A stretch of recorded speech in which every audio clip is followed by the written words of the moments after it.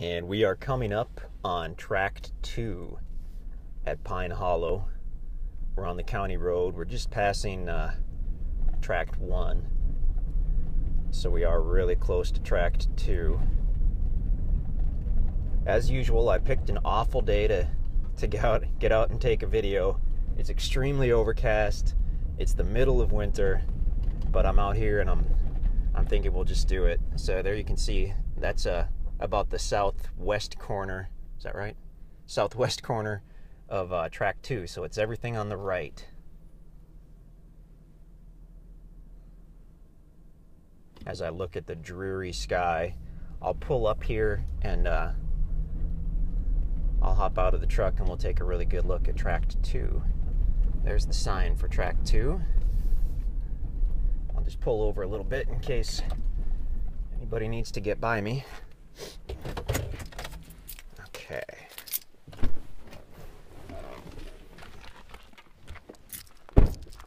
So looking north on the county road, that's still Tract 2 on the right. You can see some really nice pine trees on the property. This is Pine Hollow, so I guess I shouldn't be surprised. And as we look south, that's Tract 2 on the left.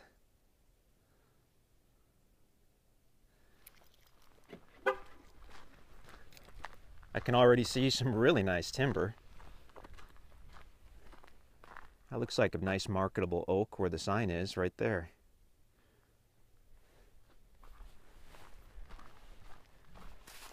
We've got kind of looks like a natural low spot here. This could be a good place for maybe a pull-off point or to start a driveway. I have never had the chance to look at most of these tracts. The guys told me they did have a look at Tract 2, and it's got some nice big timber, which you can see from the road and as you go back to the east. So I plan on really just keeping the camera, keeping it rolling, and I'll walk toward the east. Tract 2 is one of the tracts that has direct frontage on the National Forest. We've been doing this land thing in this area for about 15 years, and I can count on one hand the number of properties that we've found that border county road on one side and the National Forest on the other side. It is extremely rare because most of the National Forest is very secluded, and you're looking at easement roads or very low maintenance forest roads. It's really uncommon to find a property that borders a county maintained road and the National Forest. But you have it here on Tract 2. Looking back to the east, this is great. I saw a nice stand of pines up by the road, and it looks like if we continue walking to the east, this will rise up and level off, and I can already see what looks like some pine trees up there on the east. You can see this thick blanket of leaves. That's one of the obvious signs that you've got, in my mind, pretty good timber on the property. When you get to these properties that have been heavily logged, even if they've been heavily logged within the last 20 years, you just don't have trees big enough, mature enough to get these leaves where you have this carpet of leaves in the winter. Now, it would have been easier to walk up the kind of the natural hollow, I guess, but I wanted to go up the steeper part to explore these pine trees up here. Oh, this is just spectacular. I'm looking at beautiful timber everywhere. I can just see the truck on the county road there in the distance. Once you get a few leaves on the trees, you could probably be 30, 40, 50 feet off the county road and still be private.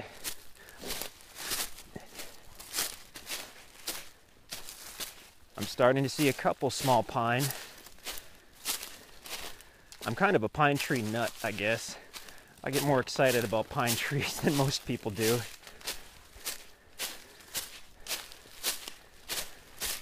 I just think they're really striking trees. They're kind of tailor-made for if you ever want to do a log cabin, because they're long and uniform and they don't have a lot of limbs jutting out like an oak or a hickory would. You can build a log cabin out of any tree, but given the choice, I'll take pine.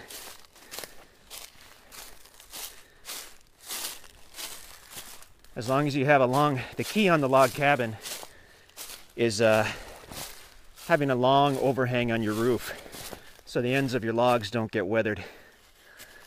Oh, there's a huge oak right there. Wow. Holy cow. Okay, we're in a beautiful spot here. Boy, would this be a prime spot to build.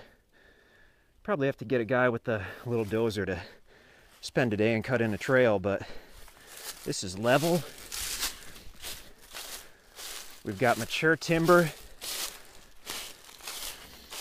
We've got pine, we've got oak, we've got hickory. You'll find an amazing number of deer in this area too. Oh, and this is totally private. Even in the winter with the leaves off the trees, you can't see the county road. Although if you remove some of that timber, you could create a view. We're not huge fans of cutting standing timber, but sometimes when the trade-off is a spectacular view, it's worth it. And I can see a ridge maybe a mile to the west, and you'd have an awesome view of that with a few of these smaller trees removed. So on that note, I'll mention, like I do on a lot of the videos, that once the property has been paid for in full, the timber is absolutely yours. We don't keep or sell the timber rights when you pay off your property. You can do whatever you please, but until it's been paid for in full, you can't cut or sell the timber on the property. This tree's enormous. I'll try to get my hat out here for some scale. I can't really hold the phone far enough back. But just looking, let me see here. 1, 2, 3, 4. 30-inch tree. 30-inch oak tree. I'm really not a tree guy, but a 30-inch white oak tree, that's worth something. So once the property's been paid for in full, you can have a crew come in. You could, if you wanted to, you could clear cut it. Generally, the only good reason I think to do a clear cut is if you're going to turn the land into pasture. And then it's almost necessary, of course, to have a clear cut.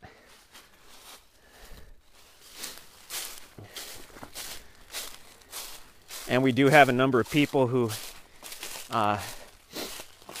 buy a property from us with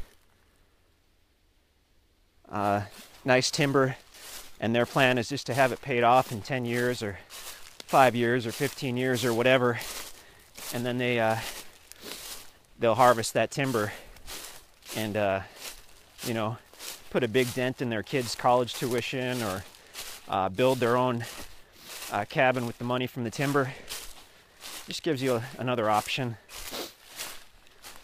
Now we should be getting fairly close to the National Forest. Oh, this is a pretty area.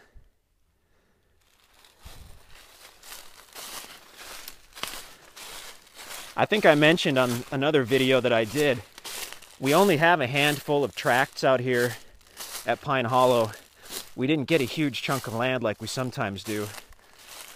So we don't have, you know, 50 or 60 or 100 tracts. We only have just a handful of tracts, and not all of them border the National Forest. Tract 2, where we are, does. And I feel like I'm getting close to the National Forest, but I don't have a map with me that would show. I know when I looked at the topo map for this property, it did level out, and there was a nice stretch of level land before the National Forest. Oh, there's a sign. Okay. That's great. I was about to say, generally the Forest Service keeps the boundary pretty well marked, and that's the case here.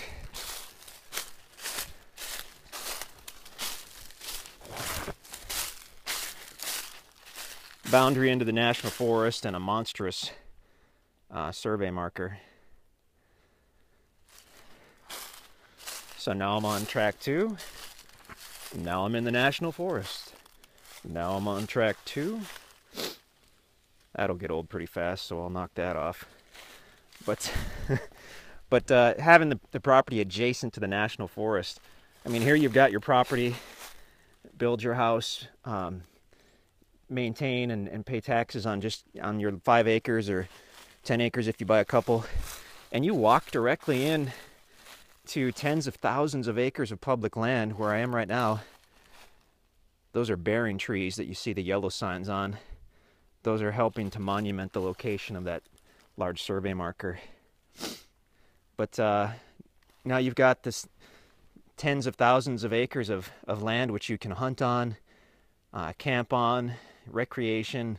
There are trails through it. If you own a horse, it's amazing. I believe some of the trails you can ride a 4-wheeler or a side-by-side, off-road type vehicle. It's a pretty unique situation to have your backyard. How many of your buddies have a backyard that's 10,000 acres that someone else maintains and pays taxes on? Pretty awesome. So I'll shut the camera off. I won't make you watch me stumble back to the truck. But really, really amazing property. We were so excited to get these. It actually took almost a year to finally get these, but we did, and we're excited to give everybody the opportunity. You get to see it at its worst in the middle of winter on an overcast day. So if you can stand it in the video, there's a good chance you'll love it when you get here. That is Tract 2 at Pine Hollow.